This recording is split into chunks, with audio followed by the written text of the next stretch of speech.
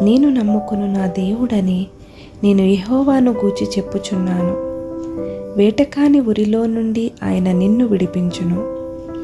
నాశనకరమైన తెగులు రాకుండా నిన్ను రక్షించును. ఆయన తన రెక్కలతో నిన్ను కప్పును. ఆయన రెక్కల క్రింద నీకు ఆశ్రయము కలుగును. ఆయన సత్యము కేడెమును డాలునై ఉన్నది. రాత్రివేళ కలుగు భయమునకైనను, పగటివేళ ఎగురు బాణమునకైనను, చీకటిలో సంచరించు తెగులునకైనను, మధ్యాహ్నమందు పాడు చేయు రోగమునకైనను నీవు భయపడకుందువు. నీ ప్రక్కను 1000 మంది పడినను, నీ కుడి ప్రక్కను 10,000 మంది కూలినను అపాయము నీ యొద్దకు రాదు.